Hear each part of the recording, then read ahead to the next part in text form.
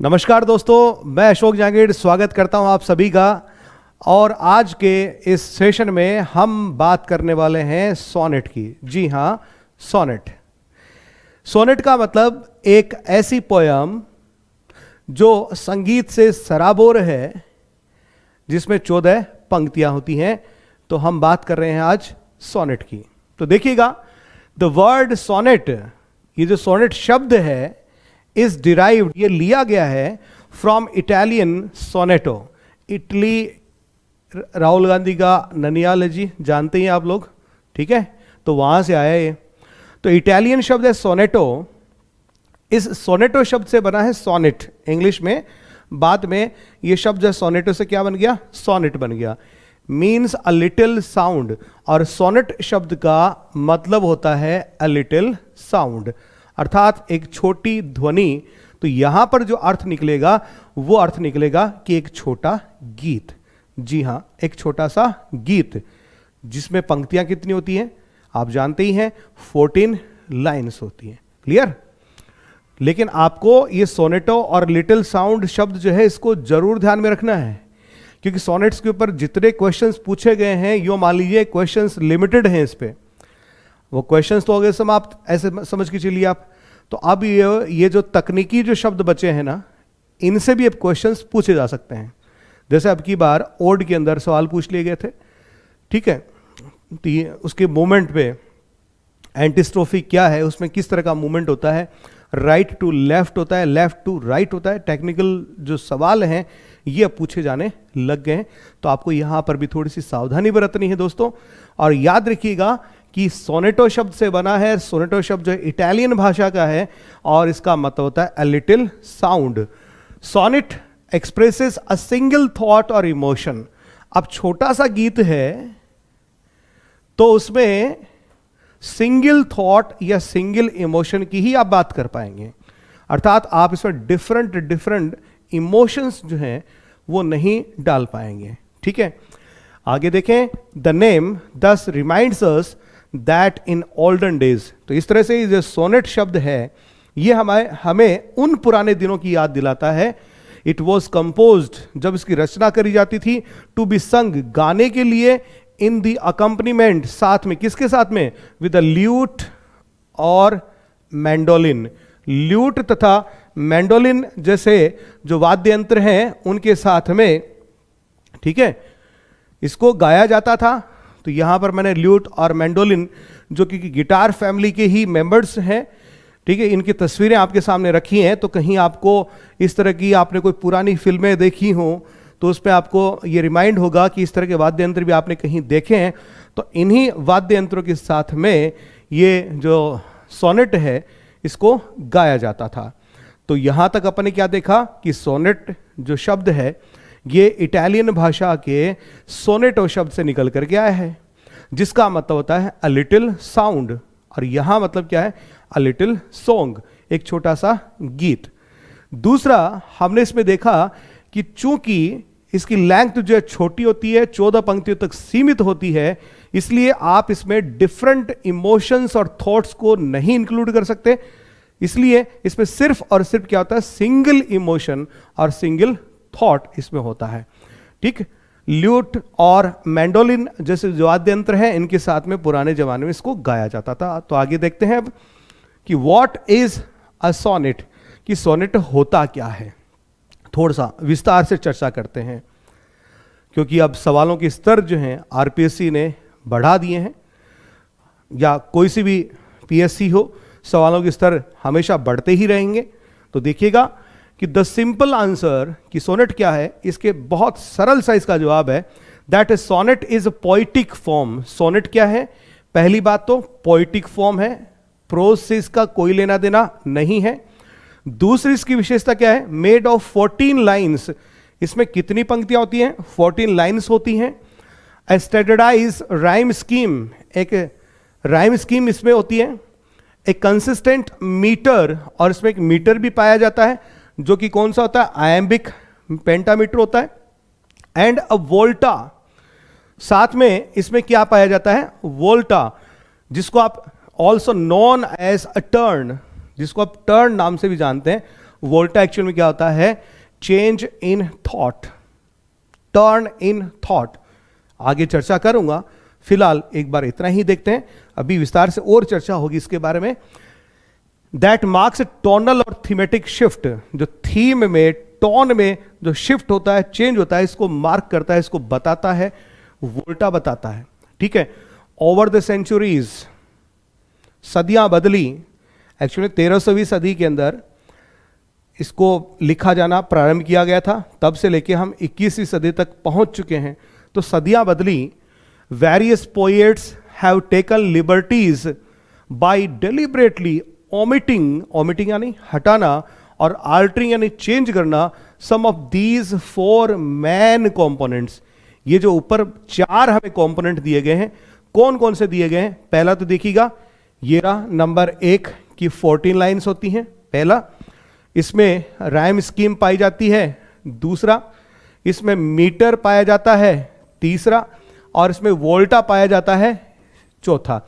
ये जो 4 जो पैरामीटर हैं, इनमें जब सदियां जब बदली, वक्त जैसे जैसे बदला, तो बहुत सारे पोइट आए, उन्होंने क्या किया? जानबूझ करके इसमें कुछ ना कुछ बदलाव किया।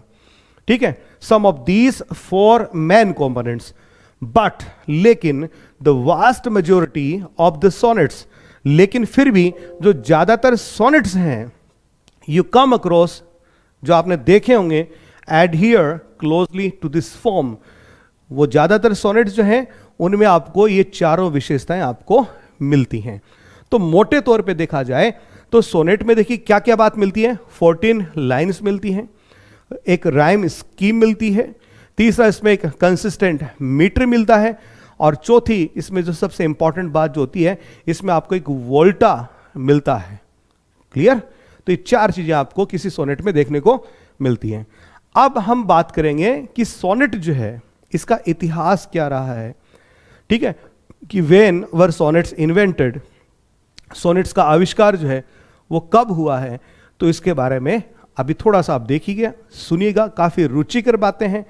और जब आप इनको सुनते हैं, दिमाग में रखते हैं, तो इनसे कहीं ना कहीं कोई ना कोई सवाल जो है निकल करके आता है और एग्जाम में आपकी काफी हेल्प करता है।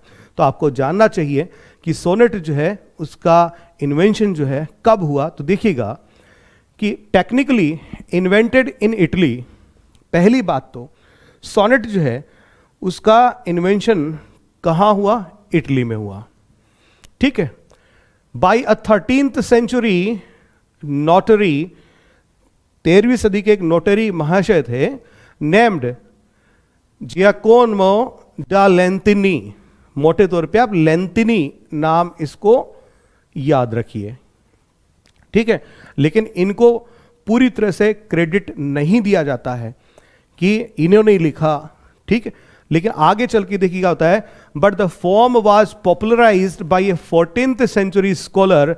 लेकिन 14वीं सदी में एक विद्वान व्यक्ति हुए नेम्ड फ्रांसिस्को पेट्रार्का, जिनका पूरा नाम था फ्रांसिस्को पेट्रार्का। ठीक है, तो इनको बहुत हद तक इसका श्रेय दिया जाता है। यूजुअली एंग्लिसाइज्ड एज पेट्रार्क, इनका इटालियन नाम है फ्रांसिस्को पेट्रार्का, और अंग्रेजी में एंग्लिसाइज्ड इसको किया गया, अर्थात अंग्रेजी में इस नाम को बोला जाता है, लिखा जाता है पेट्रार्क। समझ गए? तो इटली से यात्रा शुरू हुई, 13वीं सदी में यात्रा शुरू हुई, और यहां पर जो सबसे बड़ा प्रमुख नाम जो है वो आपके सामने उभर करके आया, और वो है पेट्रार्क। इससे पहले लेंतिनी जो महाशय थे, उन्होंने भी क्या लिखे थे? सोनेट्स लिखे थे। लेकिन पेट्रार्क के साथ में एक और नाम है दांते। ठीक है, दांते ने भी क्या लिखे थे? सोनेट्स लिखे थे। अब आगे चलते हैं। पेट्रार्क्स फेमस कलेक्शन कैंजियोनियर, फिर से नाम बोलता हूं, कैंजियोनियर, इसकी एक काव्य रचना का संकलन था जिसका नाम था कैंजियोनियर, फीचर्स 366 पोएम्स, जिसमें कुल मिलाकर के 366 कविताएं थी। 317 ऑफ विच आर सोनेट्स, जिसमें से 317 तो क्या थे? सोनेट्स थे। तो देखिएगा कि पेट्रार्क ने उस वक्त कितने सोनेट लिखे थे? 317 सोनेट्स लिख चुके थे वो। Chiefly written in praise of a woman named Laura, और लवरा नाम की एक महिला थी, उनकी प्रशंसा में ये लिखे गए थे, अर्थात लव सॉन्ग्स थे एक तरह से। तो ये सोनेट जो थे, इसने इनकी एक महिला मित्र रही होगी या कुछ और रही होगी जिसका नाम लौरा था, उसको संबोधित करते हुए उसके लिए इसने क्या लिखे? सोनेट्स लिखे। The general theme of this sequence, आप देखिएगा कितने सोनेट्स थे? 317। तो 317 सोनेट सिर्फ एक महिला के लिए इसने लिखे। तो ये जो संग्रह है ये एक प्रकार के क्या था? सीक्वेंस था। ठीक है, तो ये जो सीक्वेंस जो थी, इस सीक्वेंस के अंदर द जनरल थीम जो थी of poems is the unattainability of love, अर्थात ये से क्या करता है? प्रपोज करता है, लेकिन ये महिला जो है बार बार इसके प्रपोजल को, इसके प्यार के प्रपोजल को ठुकरा देती है। तो इसकी जो कॉमन थीम है इस सोनेट सीक्वेंस की, वो क्या होती है? अनअटेनेबिलिटी ऑफ लव, अर्थात प्रेम की अप्राप्ति, अर्थात इसको बदले में प्रेम नहीं मिलता है। This style of poetry written to express the unattainable love for another is called Petrarchism. तो जब कभी आगे चल करके फ्यूचर में इस प्रकार का कोई काव्य लिखा गया जिसमें कोई प्रेमी क्या करता है? अपनी प्रेमिका के सामने प्रेम का प्रस्ताव रखता है, अर्थात प्रपोजल रखता है, और वो प्रपोजल ठुकरा दिया जाता है, अर्थात उसे बदले में वापस प्रेम की प्राप्ति नहीं होती है। वो प्रेम उसके लिए क्या है? अटेनेबल नहीं बल्कि अनअटेनेबल है। तो जो अनअटेनेबल जो लव है, इस प्रकार की थीम पर आगे चल करके कोई साहित्य लिखा गया, तो उस साहित्य को नाम ही क्या दे दिया गया? पेट्राकिज्म। कि ये इस पोएम की थीम क्या है? पेट्राकिज्म है। समझ गए आप? तो इतनी ज्यादा उसने सोनेट्स लिखे थे कि एक तरह का स्टाइल जो है उसके नाम से ही चर्चित हो गया था। फिर आगे बात करते हैं इसमें। It flourished in Italy for over 2 centuries। Italy में अगले 2 सदियों तक ये फलता रहा, फूलता रहा, पनपता रहा sonnet. The sonnet only reached England in the 1530s। England में सोनेट जो है सबसे पहले कब पहुंचा? 1530, इस 30 के दशक में पहुंचा। Scholars have long credited sir Thomas Wyatt bringing the sonnet to England via his many translations of Petrarch's sonnets. तो इसने क्या किया? थॉमस वॉट जो है, सर थॉमस वॉट जो है, पेट्रार्क ने जो सोनेट्स लिखे उसके बहुत सारे ट्रांसलेशन जो है उसने किए इंग्लिश भाषा में, और इंग्लैंड वालों को बताया कि भैया सोनेट नाम से भी देखिए कोई चीज होती है। तो यदि आपसे प्रश्न पूछा जाए कि who introduced sonnets to England और इंग्लिश लैंग्वेज, तो आपका सीधा सा जवाब क्या रहना चाहिए? Sir Thomas Wyatt. आगे चल के इसमें एक नाम और जुड़ने वाला है, अभी अपन उसकी बात करेंगे। यहीं पर मैं आपसे एक प्रश्न और क्लियर करूं। यदि आपसे पूछा जाए फादर ऑफ सोनेट, जी हां, फादर ऑफ सोनेट आप किसे कहेंगे?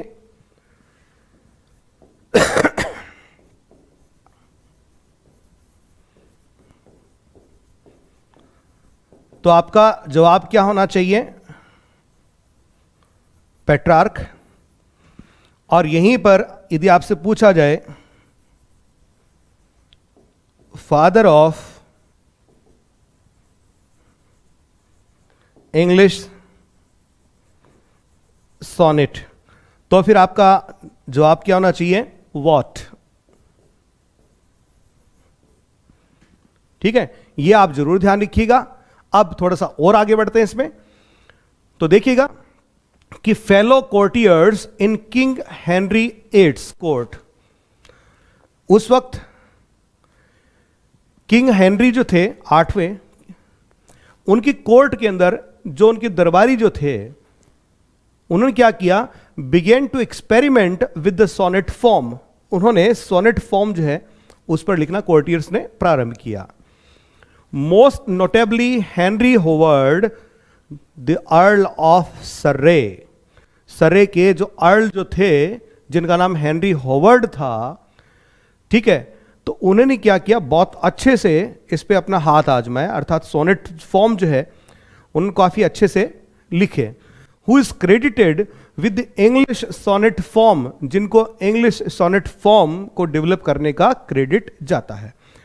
अब यहां पर आपके सामने दूसरा नाम भी आ चुका। पहला नाम आपके सामने आया थॉमस, आपके सर थॉमस वॉट का। दूसरा नाम आपके सामने आ गया है अर्ल ऑफ सरे।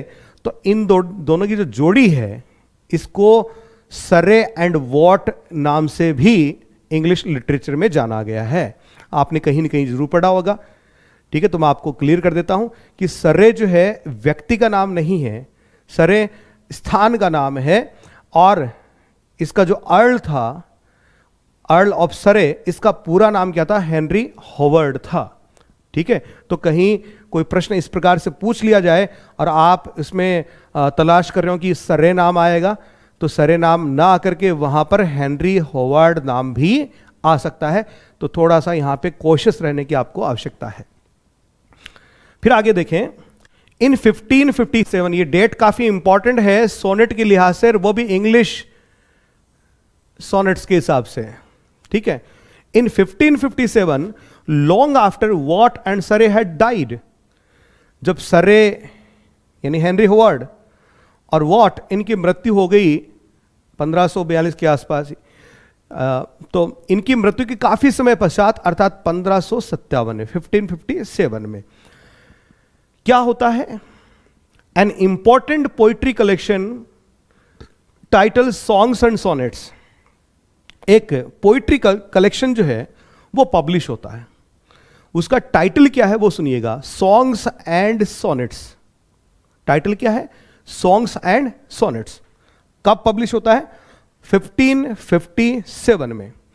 बाद में, बट लेटर, बाद में रेफर्ड टू एज टोटल्स मिसलनी, बाद में इसको टोटल्स मिसलनी नाम से भी इसको जाना गया।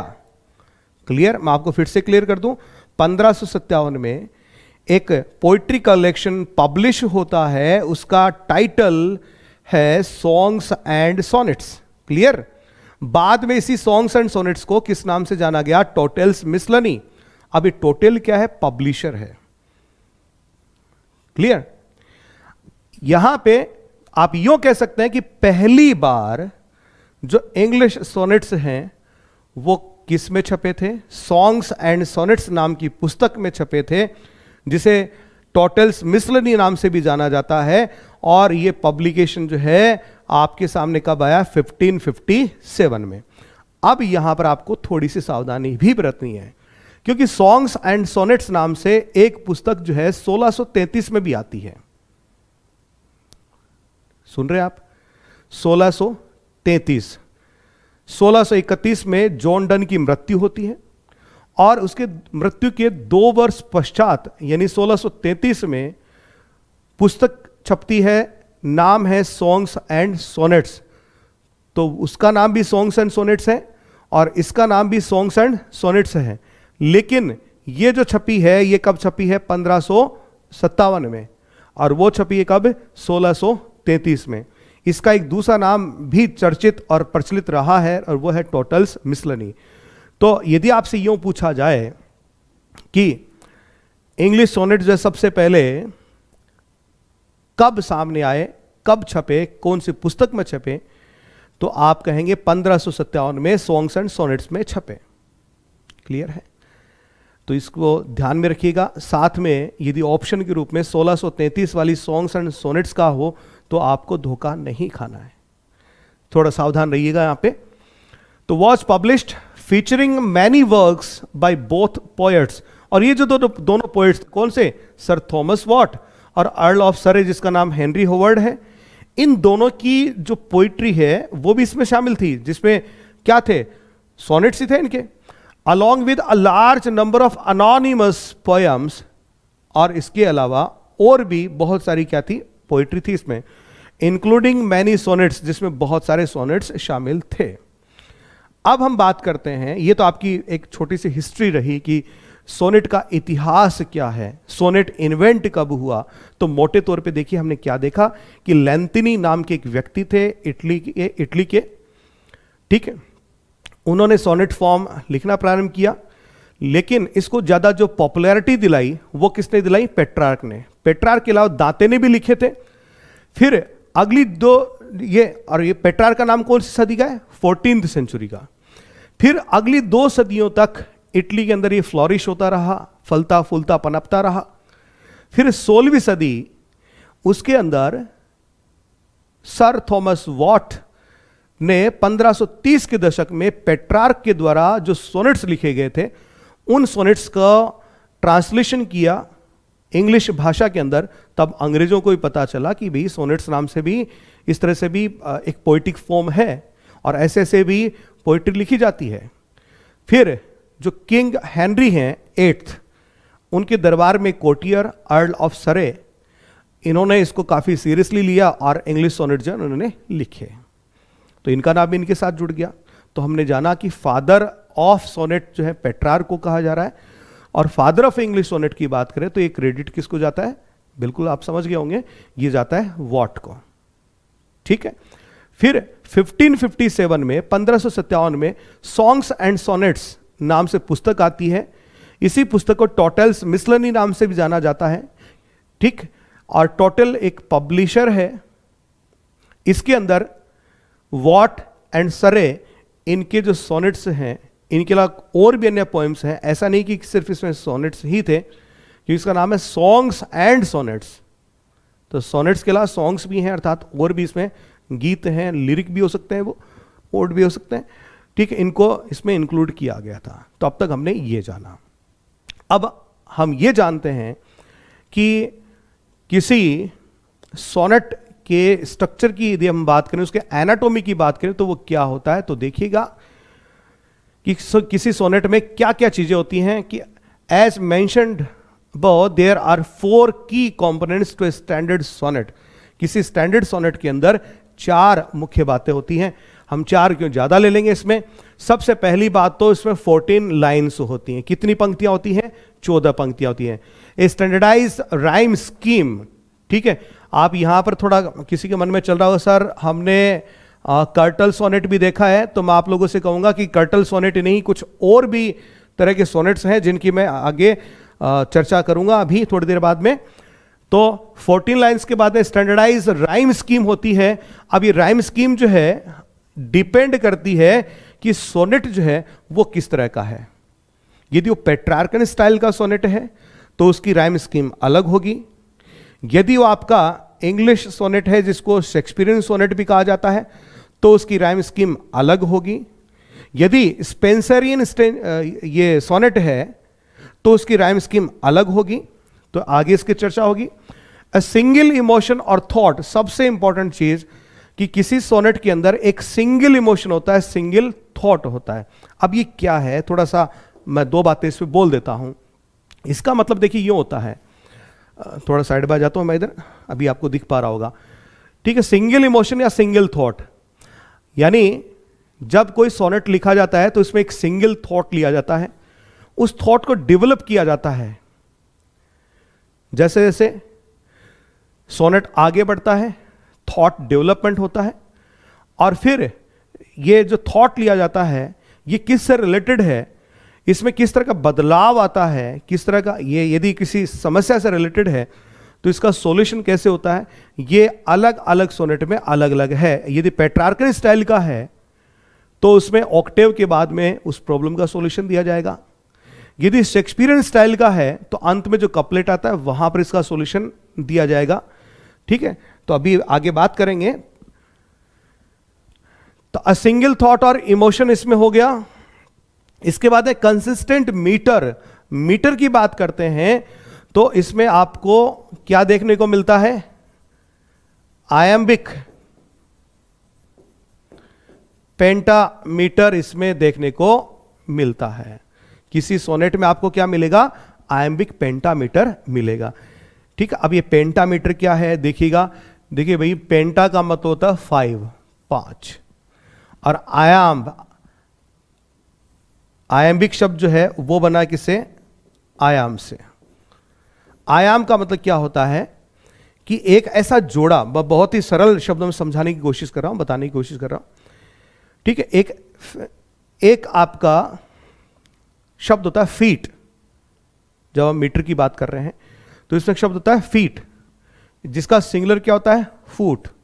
फुट का मतलब क्या हो गया? एक। फीट, फीट का मतलब एक से ज्यादा। तो ये जोड़ा है कि पहले एक अनस्ट्रेस्ड सिलेबल होगा, फिर एक स्ट्रेस सिलेबल होगा। इन दोनों का एक जोड़ा जो है वो क्या कहलाता है? एक आयाम कहलाता है। क्या कहलाता है? आयाम कहलाता है। मैं थोड़ी भाषा जो है काफी सरल यूज करने की कोशिश कर रहा हूं ताकि सभी विद्यार्थियों को ये समझ में आ सके, ठीक है। बहुत ज्यादा इसकी टेक्निकलिटी में मैं नहीं जा रहा हूं, बहुत ही सरलतम तरीके से आपको समझाने की कोशिश कर रहा हूं इसमें। तो किसी सोनेट की किसी एक पंक्ति के अंदर आपको क्या मिलेगा? मतलब प्रत्येक पंक्ति के अंदर आपको क्या मिलेगा? आयाम्बिक पेंटामीटर मिलेगा, अर्थात उसमें आयाम का प्रयोग होगा। आयाम का मतलब एक मीट्रिकल फीट हो गया। अब इस एक मीट्रिकल फीट के अंदर सिलेबल की बात करें तो सिलेबल जो है कितने होंगे? एक आयाम के अंदर 2 सिलेबल होंगे। पहला अनस्ट्रेस्ड होगा और दूसरा क्या होगा? स्ट्रेस्ड सिलेबल होगा। तो इस तरह से एक आयाम में कितने सिलेबल हुए? एक आयाम्बिक मीट्रिकल फीट में कितने सिलेबल हुए? 2। अब देखिएगा कि पेंटामीटर है, अर्थात पेंटा का मतलब 5, और कौन सा? आयाम्बिक। तो आयाम्बिक का मतलब आयाम, आयाम का मतलब कितने सिलेबल? 2। कितने आयाम है? 5 आयाम है। तो सिलेबल टोटल कितने हुए? 5 गुना 2 बराबर 10। तो आप यूं भी कह सकते हैं इस चीज को कि सोनेट की किसी भी पंक्ति के अंदर यदि आपको सिलेबल काउंट करने हो तो आपको कितने सिलेबल मिलेंगे? 10 सिलेबल मिलेंगे। तो किसी सोनेट की पंक्ति में कितने सिलेबल पाए जाते हैं? 10 सिलेबल पाए जाते हैं। तो ये तो बात होगी किसकी? मीटर की। फिर आपको इसमें मिलता है वोल्टा और टर्न। वोल्टा और टर्न क्या है इसको सुनिएगा। जैसे मान लीजिए आप पेट्रार्कन सोनेट की बात कर रहे हैं, तो पेट्रार्कन सोनेट के मोटे तौर पे 2 भाग होते हैं, ऑक्टेव एंड सेस्टेट। इसमें किसी थॉट, किसी आइडिया, किसी इमोशन को लेकर के सोनेट लिखा जाता है। ओके। अब जिस थॉट को आपने लिया है, आप क्या करते हैं? ऑक्टेव के अंत तक आते आते, अर्थात उस पोएम के, उस सोनेट के 8वीं पंक्ति तक आते आते आप उस थॉट का क्या करते हैं? डेवलपमेंट करते हैं। कोई समस्या दे रखी है तो उस समस्या को उसकी हाइट तक पहुंचाते हैं। फिर उसके बाद में सेस्टेट पार्ट जो होता है उसमें आप ग्रेजुअली क्या करते हैं? उसका एक सॉल्यूशन देते हैं। यहां पर ऑक्टेव के बाद में जब सेस्टेट स्टार्ट होता है तो इसके बीच में यहां पर एक निशान यूज किया जाता है। उस निशान को कैस्यूरा बोलते हैं, ये आगे मैं आपको बताऊंगा। वो कैस्यूरा एक इंडिकेशन है, इशारा है, चिन्ह है, निशानी है कि अब यहां पर थॉट जो है बदल रहा है।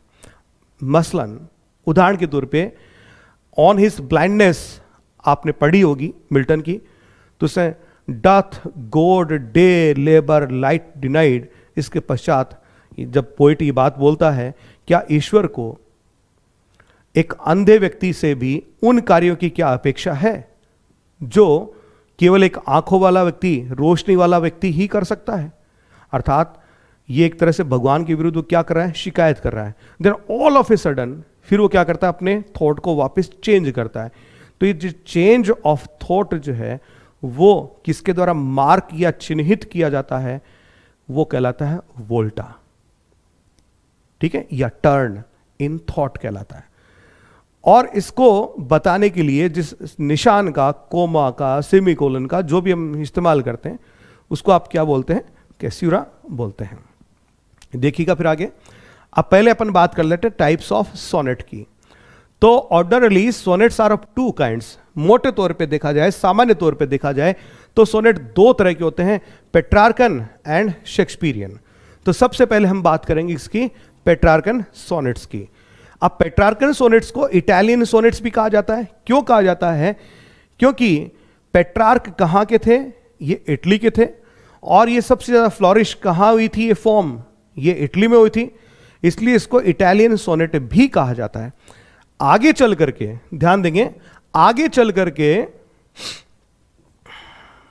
मिल्टन ने इस स्टाइल पे बहुत अच्छा वर्क किया, इसको ब्रिलियंटली यूज किया इस फॉर्म को, इसलिए हम इसे मिल्टॉनिक सोनेट भी कह देते हैं इसी स्टाइल को। और इसमें जो रूल्स एंड रेगुलेशंस जो एस्टैब्लिश किए गए थे, जो प्रोटोटाइप एक सोनेट का एस्टैब्लिश किया गया था, उसको बहुत अच्छे से फॉलो किया जाता है, तो इसलिए इनको हम क्लासिकल सोनेट्स भी कह देते हैं। तो जो पेट्रार्कन सोनेट है उनके नाम की यदि आप बात करें तो पेट्रार्कन सोनेट को आप इटालियन सोनेट भी कहते हैं, मिल्टॉनिक सोनेट भी कहते हैं, और क्लासिकल सोनेट भी आप इनको कहते हैं। It has two main parts, इसमें मुख्यतः दो भाग होते हैं। दी ऑक्टेव, ऑक्टेव के अंदर 8 पंक्तियां होती हैं, एंड द सेस्टेट, और सेस्टेट के अंदर क्या होती हैं, 6 पंक्तियां होती हैं। ध्यान दीजिएगा, ऑक्टेव एंड सेस्टेट किसके पार्ट हैं, मिल्टॉनिक, क्लासिकल, इटालियन या पेट्रार्कन सोनेट के हैं। अब एक जो ऑक्टेव है, ऑक्टेव के अंदर आपको 4-4 पंक्तियों के 2 स्टेंजा मिलेंगे। अब 4 पंक्तियों की स्टेंजा को आप क्या बोलते हैं, क्वाट्रेन बोलते हैं। तो आप यूं भी कह सकते हैं कि ये जो ऑक्टेव है कि इसके अंदर क्या है, 2 क्वाट्रेन है। सेस्टेट जो है वहां पर आपको 3-3 पंक्तियों के 2 स्टेंजा आपको मिलेंगे, और 3 पंक्तियों की स्टेंजा को आप बोलते हैं टर्सेट। तो अब आप इसको एक अलग प्रकार से भी प्रेजेंट कर सकते हैं कि किसी पेट्रार्कन सोनेट के अंदर आपको 2 क्वाट्रेन और 2 टर्सेट मिलते हैं, आप ये भी इसको कह सकते हैं। देखिए फिर आगे, इट्स राइमिंग अरेंजमेंट इज, इसकी जो राइम स्कीम जो होती है वो क्या होती है, ए बी बी ए, फिर से रिपीट होगा ए बी बी ए। तो पहला जो क्वाट्रेन है उसकी राइम स्कीम क्या है, ए बी बी ए, दूसरे क्वाट्रेन की ए बी बी ए। इस तरह से 4+4 ये जो पंक्तियां हैं ये मिलकर के किसका निर्माण कर रही हैं, एक ऑक्टेव का। फिर आती है सी डी ई, सी डी ई, तो सी डी ई एक टर्सेट हो गया, फिर से सी डी ई ये एक टर्सेट हो गया, कुल मिला के 6 पंक्तियां जिनको आप सेस्टेट कहते हैं। ठीक है, तो इस तरह से ऑक्टेव और सेस्टेट, यदि आप इनकी राइम स्कीम की बात करें तो इनकी राइम स्कीम क्या रहेगी आपकी, A B B A B B A, C D E, C D E. ठीक है, Milton followed this style and wrote 24 sonnets. Milton ने पेट्रार्कन स्टाइल को ही फॉलो किया था, और इसी वजह से इसको मिल्टॉनिक सोनेट भी कहा जाता है। मिल्टन ने कुल मिला के 24 सोनेट्स लिखे थे। ठीक, अब हम आगे बढ़ते हैं, देखिएगा विस्तार से एक बार इसकी जो राइम स्कीम है उसको जरूर देखिएगा। राइम स्कीम क्या है, ए बी बी ए। ठीक है, ये चारों मिलकर के 4 पंक्तियों का एक स्टेंजा हो गया, तो ये क्या कहलाया, एक आपका क्वाट्रेन कहलाया। फिर से ए बी बी ए, तो फिर से एक 4 पंक्तियों का स्टेंजा हो गया, ये 4 पंक्तियां, ये 4 पंक्तियां, ये कुल मिलाकर के कितनी पंक्तियां होगी आपकी, 8 पंक्तियां होगी। ये दोनों जो है किसका पार्ट है, ऑक्टेव का। तो ये 4+4 जो है किसका निर्माण कर रहे हैं, ऑक्टेव का निर्माण कर रहे हैं। यहां पर क्या होगा, डेवलपमेंट ऑफ थॉट और any problem that is being given in the sonnet. जो भी थॉट, जिसके जो भी इमोशन, जो भी प्रॉब्लम जिस पर ये सोनेट लिखा गया है, उसका डेवलपमेंट होगा पहली पंक्ति से अंतिम पंक्ति तक। यहां ये चरम पे पहुंच जाएगा, अपनी हाइट पे पहुंच जाएगा, फिर अचानक से चेंज इन थॉट होगा। तो देखिएगा, when we read a sonnet, जब हम सोनेट को पढ़ें, it is important to think about the poet is saying, but also how. जब आप किसी सोनेट को पढ़ते हैं, इट इज इंपॉर्टेंट, तो ये बहुत ही महत्वपूर्ण है, to think about the poet is saying, कि जो कवि कह रहा है उसके बारे में सोचना ये काफी इंपॉर्टेंट है। बट ऑल्सो हाउ, बल्कि वो कैसे कह रहा है, उसका कहने का तरीका कैसे है, उसके बारे में भी आप जरूर ध्यान रखें। तो हाउ को मैं यहां पे ऐसे कर देता हूं, तो sonnets typically have a turn, sonnets के अंदर क्या होता है, टर्न ऑफ थॉट होता है। ए प्लेस, अब ये टर्न क्या है उसको थोड़ा डिफाइन करते हैं। ए प्लेस एक ऐसी जगह है where the argument and the rhyme scheme change, जहां पर आर्ग्यूमेंट भी चेंज होता है और राइम स्कीम भी चेंज हो जाती है। देखिएगा यहां पर ए बी बी ए चल रहा है, सेम चल रहा है। अब यहां पर राइम स्कीम भी चेंज हो जाएगी और यहां पर और क्या चेंज होगा, आर्ग्यूमेंट, जो बातचीत चल रही थी, यदि किसी समस्या की बात कर रहे थे, आपने समस्या को अपने चरम पे पहुंचा दिया, अब आप उसके समाधान की बात करेंगे, ठीक है, तो ये चेंज होगा। पहले समस्या की बात कर रहे थे, समाधान की बात कर रहे हैं, चेंज इन थॉट आ गया है।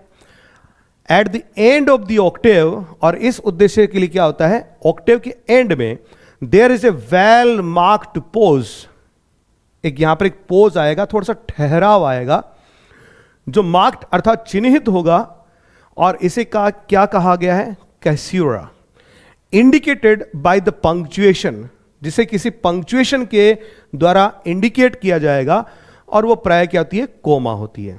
And often emphasised by a space, और थोड़ा सा उसको एम्फेसाइज करने के लिए थोड़ी स्पेस भी दी जाती है। तो अक्सर ही क्या होता है, कोमा, कौन सी मां, कोमा, समझ गए, मजाक की बात कर रहा हूं, कौन सी मां, ऐसे गंभीरता से मत लेना ना, कोमा, ताकि आपको याद रहे। फॉलोड बाय अ वोल्टा, और जैसे ही ये मार्क, ये चिन्ह, ये पंक्चुएशन मार्क आता है, इसके तुरंत बाद में क्या आता है, फॉलोड बाय ए वोल्टा, फिर चेंज आ जाता है। किस में आएगा चेंज, एक तो राइम स्कीम में आ जाएगा, और किस में आ जाएगा, समझ गए आप, और आपके थॉट में आ जाएगा, पोएम के थॉट में, आपके थॉट में नहीं, वोल्टा, और टर्न इन द थॉट, और थॉट में क्या जाएगा, बदलाव आ जाएगा। ठीक, अब सेस्टेट में देखिए क्या होता है, यहां पर जो राइम स्कीम है सी डी सी और सी डी सी होता है, ठीक है, कुछ में सी डी सी की बजाय सी डी ई और सी डी ई भी होता है। तो यहां पर सी डी सी या सी डी ई जो भी है, ये जो तीन पंक्तियों का स्टेंजा है, जिसे आप क्या किस नाम से जानेंगे, टर्सेट, ठीक है। तो यहां पर टर्सेट की संख्या कितनी होगी, 2। तो यहां पर पंक्तियां कितनी है, 3, यहां पर भी 3, और कुल मिलाकर के पंक्तियां कितनी होगी, 6। और इसलिए हमने इसको 6 लाइन के स्टेंजा को क्या नाम दिया, सेस्टेट, 6 लाइन्स स्टेंजा। और इस तरह से आपका एक पेट्रार्कन सोनेट जो है वो कंप्लीट होता है, ठीक है। तो यहां पर वापस देखिएगा,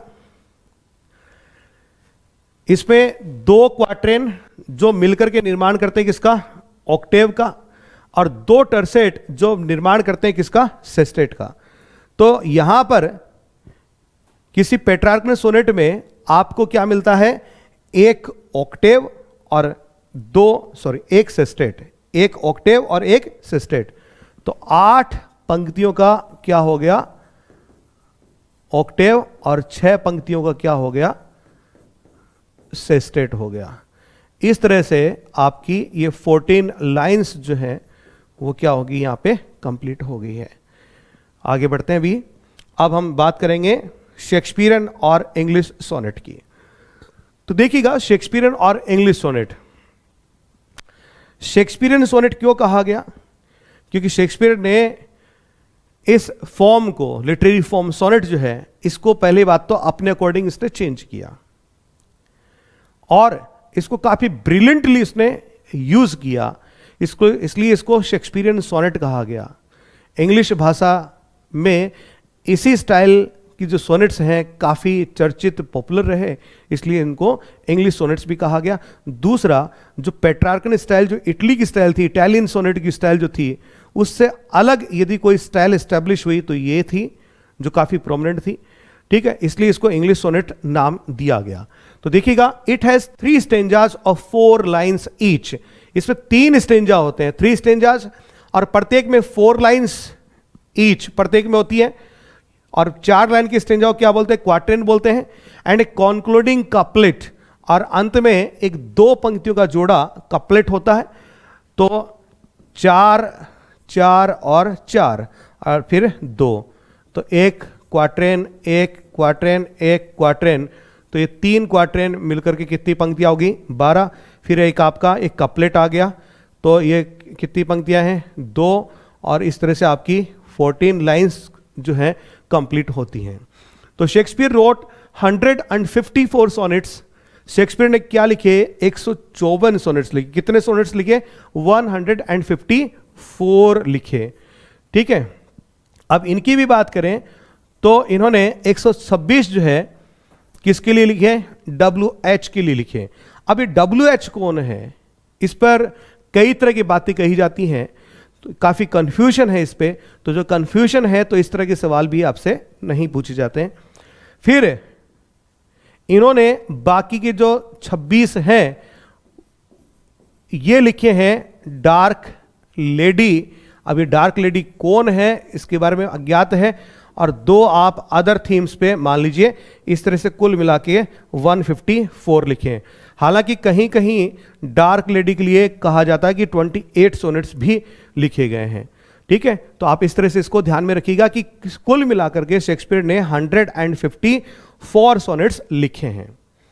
ठीक है, यहां पे मैं थोड़ा सा आपको जरूर बताना चाहूंगा, चंद सोनेट्स जिनके नाम मैं लूंगा यहां पे, आप ध्यान रखिएगा। आप कहेंगे तो मैं लिख देता हूं यहां पे कि शेक्सपियर की जो चर्चित सोनेट हैं, एक तो है आपके shall I compare thee to a summer's day. दूसरा not marble nor the gilded monuments. और तीसरा इसका जो चर्चित सोनेट था, let me not to the marriage of true minds, जिसे शॉर्ट में मैरिज ऑफ ट्रू माइंड्स, इस नाम से भी इसको जाना जाता है। ठीक है, ये थोड़े से सोनेट्स के नाम हैं, याद रखने चाहिए, क्या पता पूछ लिए जाएं। ये नाम इसलिए ले रहा हूं क्योंकि ये पहले ग्रेजुएशन स्टैंडर्ड में ये सोनेट्स कभी किसी ज़माने में हुआ करते थे। ठीक है, तो क्या पता आपके जो एग्जामिनर्स हैं उनके दिमाग में ऐसा हो, कहीं से कोई प्रश्न उठा के पूछ ले टाइटल से रिलेटेड, तो आपको बिल्कुल ध्यान में रखना चाहिए। दूसरी तरफ मिल्टन की जो फेमस सोनेट्स हैं उनकी बात करें तो इसमें ऑन हिज, ऐसे लिख देता हूं,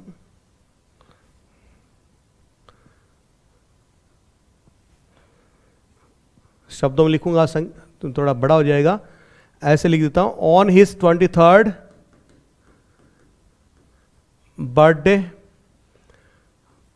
और एक ऑन हिज ब्लाइंडनेस, और एक लेट मैसेकर, उसका on the late massacre in Piedmont, late massacre in Piedmont. ये इनके 3 जो सोनेट्स हैं इनके नाम थोड़ा सा ध्यान रखना चाहिए आपको, इसलिए मैं लिखे हैं, तो आप नोट कर लीजिए इनको। अब वापस आते हैं यहां लौट के कि शेक्सपियर रोट 154 सोनेट्स। शेक्सपियर ने 154 सोनेट लिखे। इट्स राइमिंग अरेंजमेंट इज, इसकी राइम स्कीम की बात करें तो AB CD CD EF और G ये इसकी राइम स्कीम है। ठीक है, यहां पे देखें तो ये पहला क्वार्टेन है AB, दूसरा क्वार्टेन है CD, फिर तीसरा क्वार्टेन है EF,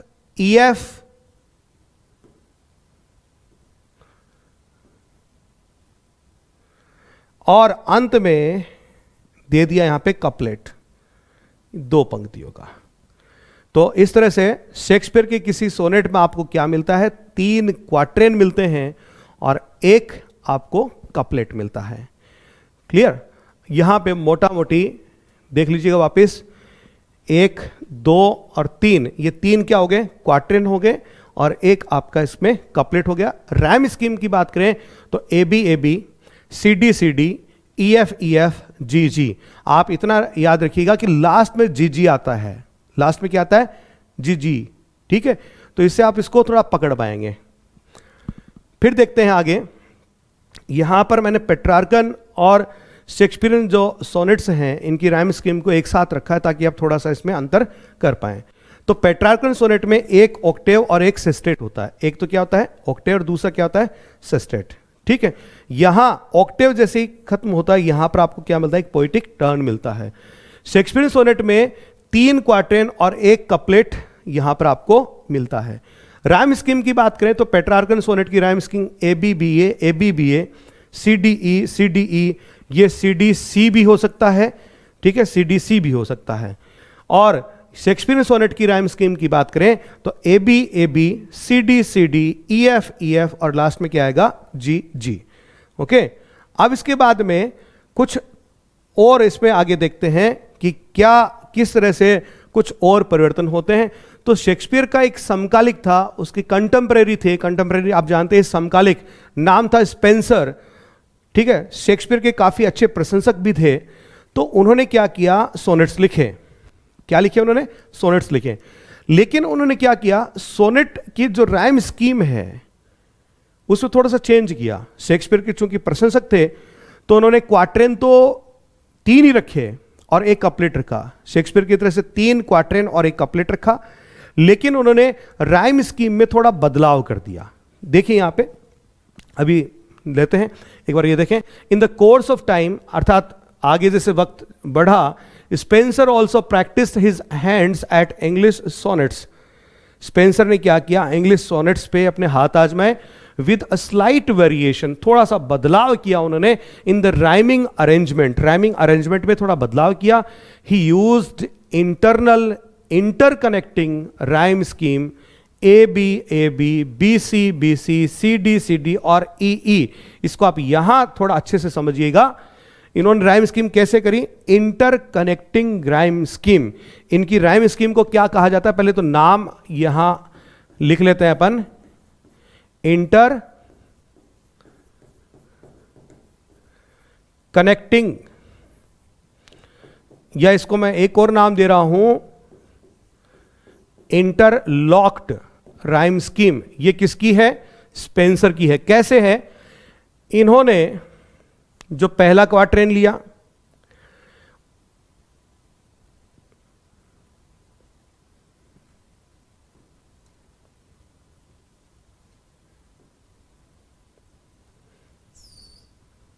अभी ठीक है, देखिएगा, जो पहला क्वार्टेन लिया, दूसरा क्वार्टेन जो स्टार्ट होता है,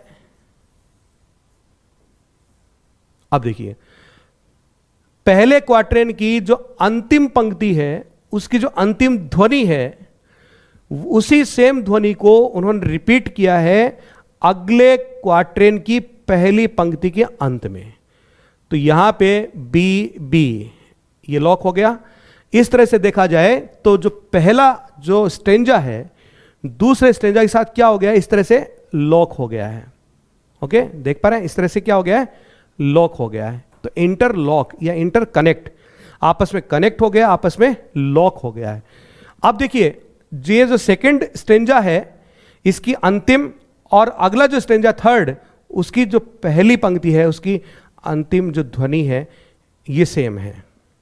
तो ये भी यहां पर क्या हो गया, लॉक हो गया।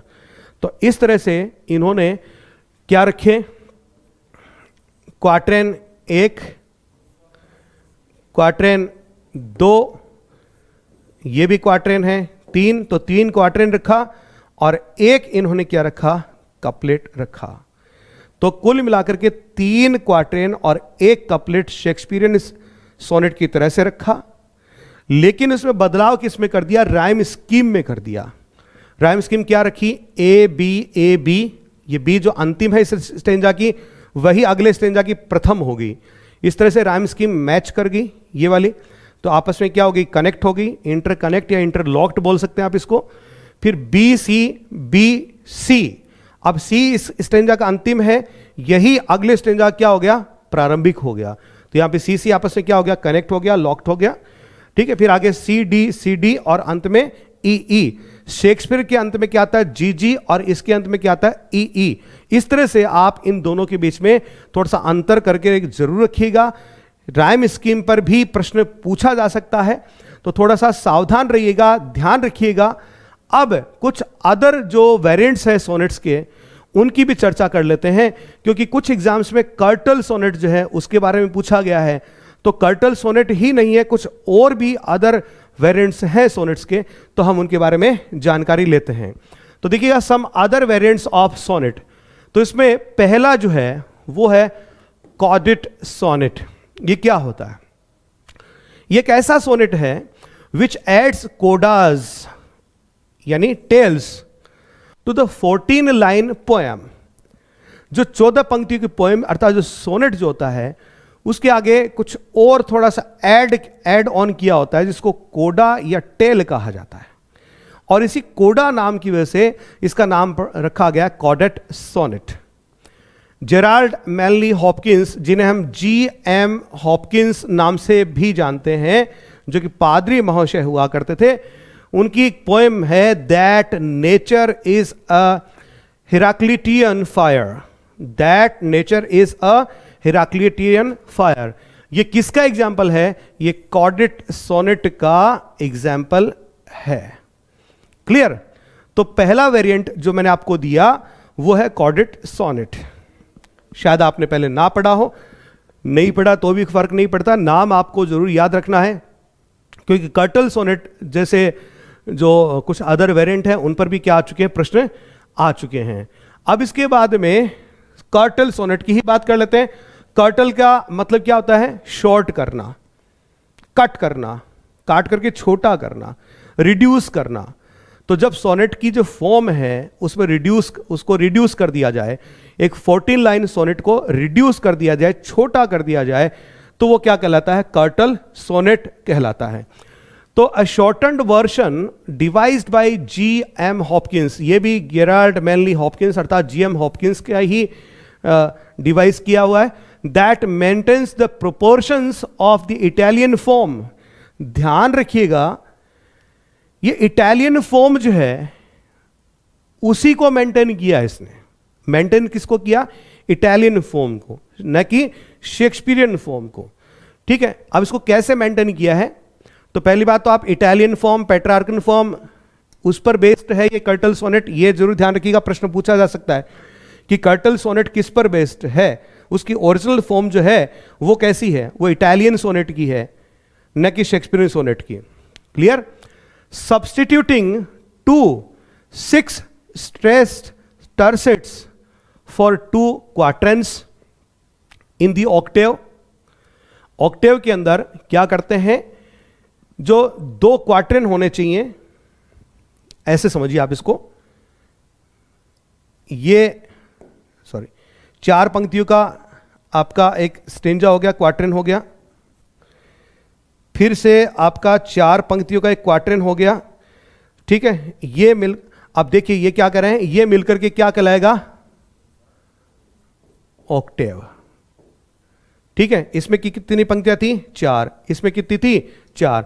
तो कह रहा है ये जो क्वार्ट्रेन है, ठीक है, इसको 6 स्ट्रेट टर्सेट में बदल दिया गया। टर्सेट, ऑक्टेव के अंदर कितनी पंक्तियां होती हैं, 8।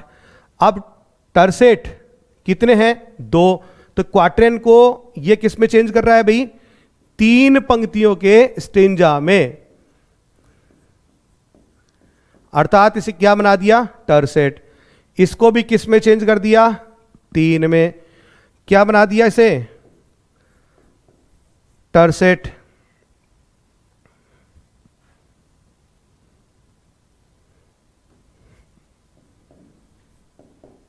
ठीक है, इसको क्या बना दिया, टर्सेट। अब आगे देखिए 3 + 3, तो अब ये ऑक्टेव की जगह इसने इसको ऑक्टेव को इसने किस में चेंज कर दिया, एक सेस्टेट में। अर्थात ये जो 8 पंक्तियां थी ये बदल करके सिर्फ कितनी रह गई हैं, 6। पहला परिवर्तन। तो सब्स्टिट्यूटिंग 2 6 स्ट्रेस टर्सेट्स फॉर किसकी जगह, 2 क्वाड्रेंट्स इन दी ऑक्टेव, अर्थात ऑक्टेव के अंदर जो 8 पंक्तियां होती हैं, अर्थात जो 2 क्वाड्रेंट होते हैं, उन क्वाड्रेंट्स को किस में चेंज कर दिया? 2 टर्सेट में। कितनी पंक्तियों के? 3-3 के, अर्थात किस में बदल दिया? एक सेस्टेट में 6 पंक्तियों में बदल दिया। राइमिंग ए बी सी, ये इसने इसकी राइमिंग स्कीम कर दी। ठीक है, अभी आपने थोड़ी देर पहले देखी होगी राइमिंग स्कीम, याद है आपको? किसकी? ये रही ए बी बी ए, यहां पर क्या कर दी? ए बी सी और ए बी सी, जी, ए बी सी और ए बी सी, ये इसकी राइम स्कीम कर दी। And 4.5 lines for the sestet, और फिर अगली जो 6 पंक्तियां थी, जो क्या थी? एक सेस्टेट, कितनी पंक्तियां थी? 6 थी। इन 6 को इसने कितनी पंक्तियों में चेंज कर दिया? 4.5। क्लियर? इसको इस तरह से इसने चेंज कर दिया, और इसकी राइमिंग स्कीम क्या रखी? DEB-DE। तो also 6 stress except for the final 3 stress line. अब देखिए यहां पर कितनी पंक्तियां? 6। यहां पर कितनी है? 4 और आधी। तो इस तरह से किसी कर्टल सोनेट में कितनी पंक्तियां रहेंगी? 10.5 लाइन्स, 10.5 लाइन्स। ठीक है, तो कर्टल सोनेट्स में 10.5 पंक्तियां रहेंगी। कर्टल सोनेट का बेस्ट एग्जाम्पल तो है जीएम हॉपकिंस का पाइड बीओटी नाम से जो सोनेट है वो है। अब इसके बाद में भी कुछ है क्या? इसमें बिल्कुल है। इसके बाद में सोनेट रीडबल है, तो देखिएगा सोनेट रीडबल क्या होता है। सोनेट रीडबल, इसमें तीसरा वेरिएशन दे रहा हूं आपको। कर्टल सोनेट ही शायद आपने पढ़ा होगा। ठीक है, कर्टल सोनेट से पहले मैंने आपको कॉर्डेट सोनेट दिया है, अभी कर्टल सोनेट की बात करी। अब कर्टल सोनेट के बाद में हम बात करें स्ट्रेस्ड सोनेट की, जी हां, सॉरी, सोनेट रीडबल की। तो also known as a crown of sonnets, इसे क्या कहा जाता है? क्राउन ऑफ सोनेट्स भी कहा जाता है। सोनेट रीडबल, रीडबल समझते हैं? ठीक है, डबल नहीं, उसको और डबल कर दो, रीडबल कर दो। Is composed of 15 sonnets. पहली बात तो ये 15 सोनेट्स का एक ग्रुप होता है। क्या होता है? 15 सोनेट्स का एक ग्रुप होता है। दैट आर लिंक्ड, जो आपस में जुड़े रहते हैं, बाय द रिपीटिशन, किसके माध्यम से? रिपीटिशन के माध्यम से, of the final line of one sonnet as the initial line of the next. यो समझिए, ये एक सोनेट है और इसकी ये जो अंतिम पंक्ति है, ये इस सोनेट की क्या है? प्रथम पंक्ति है। ये ऐसे लिखा है यहां पे। तो repetition of the final line of one sonnet, इस सोनेट की final line as the initial line of the next, अगले सोनेट की क्या होगी? इनिशियल। ठीक है, इनिशियल लाइन होगी। And the final line of that sonnet, और इस सोनेट की जो फाइनल लाइन है as the initial line of the previous, ये इस पहले वाले सोनेट की क्या है? इनिशियल लाइन है। समझ गए आप? ये इस तरह से है। द लास्ट सोनेट, और फिर इसी क्रम में ये पहला सोनेट हो गया, ये दूसरा हो गया, ऐसे ऐसे से करके जो 15 सोनेट हैं, यहां तक कितने सोनेट हो गए? 14 सोनेट हो गए। तो कहता अब 14 सोनेट में यदि आप इस तरह से क्या करेंगे, इनकी यदि एक एक पंक्तियां उठाएंगे जो आपस में रिपीट हुई है, ठीक है, ये पंक्ति कहां रिपीट हुई? यहां पे। ये पंक्ति कहां रिपीट हुई? यहां पे। तो इस तरह से एक एक पंक्ति जो आपने रिपीट करी है वो यदि उठाएंगे और सभी पंक्तियों को यहां पर ऐसे रख देंगे, 14 पंक्तियों को, तो ये जो सोनेट अंतिम तैयार होता है। तो 14 सोनेट तो अलग अलग हैं, और फिर इन सोनेट्स के अंदर जो लाइन आपस में रिपीट करी गई हैं उन्हीं को मिला करके यहां पर एक अंतिम सोनेट तैयार कर दिया गया है। तो देखिए, the last sonnet consist of all the repeated lines of the previous 14 sonnets, कि अंतिम सोनेट के अंदर जितनी भी पंक्तियां पहले जो 14 सोनेट में रिपीट हुई हैं उनको इन the same order in which they appeared, ठीक है, तो जिस ऑर्डर में इनको रीअपेयर हुई हैं उनको यहां पर रख दिया जाता है, अंतिम सोनेट ऐसे 15वां तैयार हो जाता है। तो इस प्रकार से सोनेट रीडबल के अंदर कितने सोनेट्स होते हैं, एक सवाल बनता है। ठीक है, कितने सोनेट्स होते हैं? 15 सोनेट्स होते हैं। इसमें जो अंतिम सोनेट जो होता है उसमें जो पंक्तियां काम में ली गई हैं वो सभी पंक्तियां जो हैं वो, इसकी पहली पंक्ति पहले सोनेट में है, दूसरी दूसरे से ली गई है, तीसरे से ली गई है, ऐसे आपस में। ठीक है, ये रिपीटेड जो पंक्तियां थी उनको यहां पर संग्रह के तौर पे रख दिया गया और एक सोनेट तैयार कर दिया गया। In the same order in which they appeared, okay. Marilyn Nelson's a wreath for Emmett Till, ये इसका एक एग्जाम्पल है, किसका? सोनेट रीडबल का। अब यहीं पर यात्रा खत्म नहीं होती है दोस्तों। अब जो सोनेट रीडबल है इसके बाद में भी कुछ और भी दे रखा है, तो देखते क्या है। जैसे स्ट्रेच्ड सोनेट है, तो स्ट्रेच सोनेट क्या है? स्ट्रेच का मतलब जानते हैं, स्ट्रेच एंड पकड़ के आप खींच के लंबा कर देते हैं, स्ट्रेच कर देते हैं। ठीक है, लंबा कर देते हैं, तो उसको अपन क्या बोलते हैं? Stretch sonnet. अर्थात सोनेट जो है 14 पंक्तियों से उसको बड़ा कर दीजिए। ठीक है, तो 14 से ज्यादा पंक्तियों का सोनेट है वो क्या कहलाएगा? आपका स्ट्रेच्ड सोनेट कहलाएगा। अब आप कहेंगे सर अभी आप थोड़ी देर पहले कोडेट सोनेट बताए थे, तो कोडेट के अंदर 14 पंक्तियों के आगे एक टेल यानी छोटी सी पूंछ जुड़ी रहती है, उसी को बोलते हैं कोडेट सोनेट। यहां पर पंक्तियां बढ़ती हैं पूरी। ठीक है, तो ये 16 लाइंस की जो सोनेट्स हैं वो इसमें इंक्लूड किए जाएंगे। तो stretched sonnet is extended to 16 और मोर लाइंस, 16 या उससे ज्यादा पंक्तियों के। कम से कम कितनी है? 16, और भी हो सकती हैं।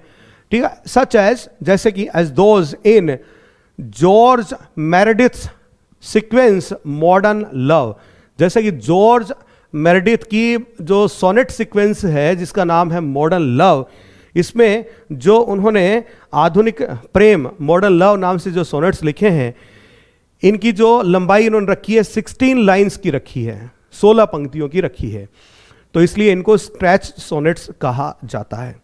अंतिम तौर पे देखिए सबमर्ज सोनेट, सबमर्ज सोनेट, इसको आप यूं समझिए कि कोई बड़ी सी पोएम है, जैसे टी.एस. इलियट की एक बड़ी सी पोएम है द वेस्टलैंड, 400 से अधिक पंक्तियां हैं उसमें। ठीक है, तो आपने देखी होगी जो भी उसमें पंक्तियां हैं, तो काफी बड़ी पोएम है। तो उस पोएम के अंदर एक सोनेट बीच में टक कर दिया जाए, इंसर्ट कर दिया जाए, तो उसको बोलते हैं सबमर्ज्ड सोनेट। तो submerged sonnet is tucked into a longer poetic work. इसमें पंक्ति संख्या मैंने दे रखी है, पंक्ति संख्या 235 से लेकर के 248 तक, 235 फ्रॉम 235 से लेके 48 तक टी.एस. इलियट की द वेस्टलैंड जो है उसमें एक सोनेट बीच में लगाया गया है, इंसर्ट किया गया है, तो ये क्या कहलाएगा? सबमर्ज्ड सोनेट कहलाएगा। इसके अलावा आप देखें तो सोनेट सीक्वेंस, तो सोनेट सीक्वेंस क्या है? Is a group of sonnets, एक सोनेट्स का group sharing the same subject matter. याद रखिएगा सब्जेक्ट मैटर क्या होना चाहिए? इनका सेम होना चाहिए। अभी से मॉडर्न लव, ठीक है, आधुनिक प्रेम, ये क्या है? सब्जेक्ट मैटर है जॉर्ज मेरेडिथ की लव सोनेट सीक्वेंस की। Clear? Okay. And sometimes a dramatic situation and persona, तो कभी कभी किसी नाटकीय स्थिति या नाटकीय पर्सोना पर लिखे गए, सेम सब्जेक्ट मैटर पे लिखे गए बहुत सारे जो सोनेट्स हैं, उनका ग्रुप जो है वो क्या कहलाता है? सोनेट सीक्वेंस कहलाता है। यहां उदाहरण के तौर पे see George Meredith's modern love sequence. Modern love क्या है? एक सोनेट सीक्वेंस है। Sir Philip Sidney's Astrophel and Stella, ये भी क्या है? एक सोनेट सीक्वेंस है। रूपर्ट ब्रुक्स 1914, ठीक, ये भी एक क्या है? सोनेट सीक्वेंस है। And Elizabeth Barrett Browning's sonnets from the Portuguese, ये भी क्या है? एक सोनेट सीक्वेंस है। इन पर भी प्रश्न आ चुके हैं यदि आपने गौर किया हो तो। ठीक है दोस्तों, तो ये रही आपकी सोनेट के बारे में जो मैंने अभी आप तक आपको कुछ बताया। अब थोड़े से कुछ इंपॉर्टेंट जो सोनेट्स हैं उनके बारे में देख लेते हैं। इधर पोइट्स के नेम हैं, टाइटल हैं, किसको संबोधित करके लिखे हैं, ईयर ऑफ पब्लिकेशन मैंने आपके लिए यहां पे दिया है। टोटेल, ये टोटेल क्या है, पब्लिशर्स नेम है, ये पोएट का नाम नहीं है, ठीक है। इसका नाम क्या था, मिसलनी, ठीक है। ओरिजिनल नाम क्या था, ऑफ सॉन्ग्स एंड सोनेट्स, और 1557 में आया था वैरायटी ऑफ सब्जेक्ट्स। ओके, याद आ गया होगा आपको, मैंने आपको बताया था अभी। सर फिलिप सिडनी ने एस्ट्रोफेल एंड स्टेला लिखा to his beloved lady Penelope, lady Penelope को एड्रेस करके लिखा, 1598 में आया था ये। स्पेंसर ने एमोरेटी लिखा था अपनी ब्राइड एलिजाबेथ के लिए 1595 में। शेक्सपियर ने जो सोनेट्स लिखे, दो को संबोधित किए, मिस्टर डब्ल्यूएच को और डार्क लेडी को उन्होंने संबोधित किया था। 1609 में ये पब्लिश हुए थे। 1609 वो वर्ष रहा जब शेक्सपियर ने लगभग लिखना बंद कर दिया था, उसके बाद में उसने कुछ लिखा नहीं था। हेनरी कॉन्स्टेबल ने डायना नाम से लिखा, मिसलेनियस है, 1592 में लिखा। सैमुअल डेनियल का है डेलिया, ठीक है, थीम या सब्जेक्ट मैटर जो है मिसलेनियस है। थॉमस लोज का फिलीज 1593 में आया। इसके बाद में माइकल ड्रेटन का आइडियाज मिरर, मिरर की स्पेलिंग थोड़ी सी डिफरेंट रहेगी, 1594 का है। फुल्के ग्रेविले का सीली का है 1597 में। मिल्टन के सोनेट्स जो हैं 1645 में आए। जॉन डन हॉली सोनेट्स रिलीजियस थीम पे हैं, याद रखिएगा। जॉन डन का नाम जो है आपने the go and catch a falling star, the sun rising, ठीक है, वैलेडिक्शन, मोरो, इस तरह से पढ़ा होगा, लेकिन इसका नाम जो है हॉली सोनेट से भी जुड़ा हुआ है। रिलीजियस पोएट्री इसने लिखी है, सिर्फ महिलाओं और उनकी बेवफाई की ही बारे में नहीं लिखा है, हॉली सोनेट्स भी इसने लिखे हैं। रिलीजियस थीम पे लिखा है 1633 में, हालांकि इसकी मृत्यु हो गई थी 1631 में, ठीक है, 1631 में इसकी मृत्यु हो जाती है। पोस्थमसली 1633 में ये पब्लिश होते हैं। विलियम वर्ड्सवर्थ के रिवर डर्डन सोनेट्स हैं, एक्लेस्टिकल सोनेट्स हैं, ठीक है। रिवर डर्डन जो है मिसलेनियस थीम पे हैं, ठीक, और ये रिलीजियस एंड मिस्टिकल पे है, एक्लेस्टिकल। पहले वाला 1820 में और दूसरा 1822 में आया है। फिर डी जी रसेटी ने भी हाउस ऑफ लाइफ नाम से लिखा है 1881 में। और एलिजाबेथ बैरेट ब्राउनिंग, जो रॉबर्ट ब्राउनिंग की वाइफ थी, सोनेट्स फ्रॉम द पुर्तगीज लिखा, इस पे प्रश्न भी आया था, 1850 में लिखा था इन्होंने। और जॉर्ज मेरेडिथ मॉडर्न लव लिखा 1862 में इन्होंने लिखा था। तो दोस्तों इस तरह से आज हमने सोनेट्स के बारे में जानकारी हासिल करी। तो मोटे तौर पे सोनेट्स क्या होता है, एक 14 पंक्तियों की एक पोएम होती है, 14 लाइन पोएम होती है। और खास बात क्या होती है कि इसमें सिंगल इमोशंस होते हैं। क्या होते हैं, सिंगल इमोशंस होते हैं।